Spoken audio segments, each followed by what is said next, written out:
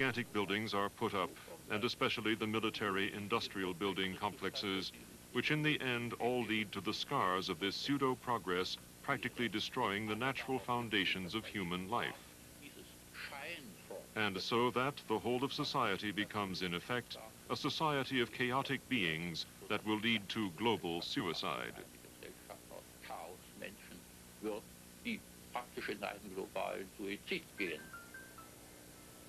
Real progress is being made in a laboratory in Canada. Here, the full significance of the physical laws of light and space have become clear to John Hutchison, and he is utilizing this knowledge to produce cause and effect experiments which lead to an understanding of the harmony of nature. Science, in harmony with the laws of nature for the good of mankind, will hold great values in many fields and would advance its course beyond our present comprehension. John Hutchison has been working in the areas of electromagnetic forces and the changes in the molecular structure of materials for many years. He has in this time achieved a breakthrough in anti-gravity knowledge, providing spectacular examples of heavy objects flying through the air without any visible signs of propulsion. He has also made amazing discoveries concerning the alteration of compositions of materials by subjecting them to a form of electromagnetic bombardment. We're looking at something which you know shouldn't be happening. The result of these experiments showed in graphic detail metal heating to a near liquid state without heat. Hard metals would turn into soft rubbery objects, proving that any substance could change its form if the science involved was understood.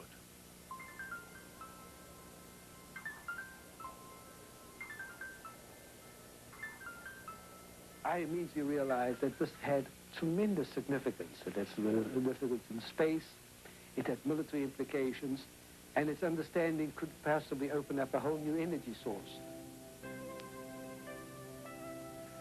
Hutchison is one of the growing number of scientists who realize that by applying physics to the natural laws of the universe, science will be taken into areas previously unrecognized. John Hutchison's achievement will give science a new momentum as it moves into the next century.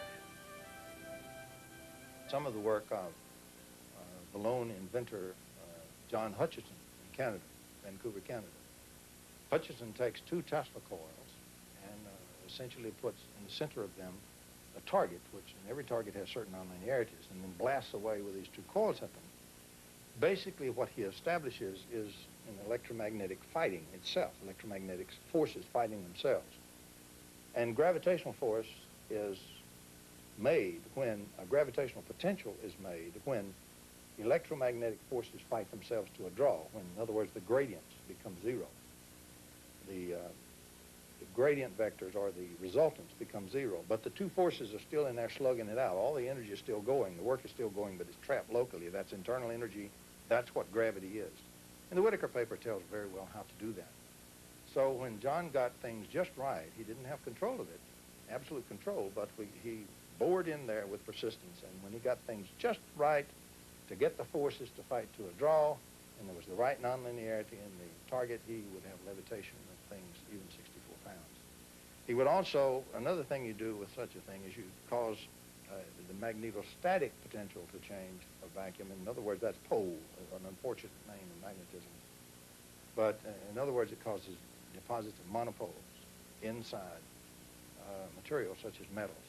And you'll literally have, the monopoles repel each other, and you'll have the explosive separation of metals into all kind of grains and structures according to the waves in the Tesla coils that you're bombarding it with. And so he produced magnificent breaks, Hutchison did, in metals and splits as if it were Venetian blinds.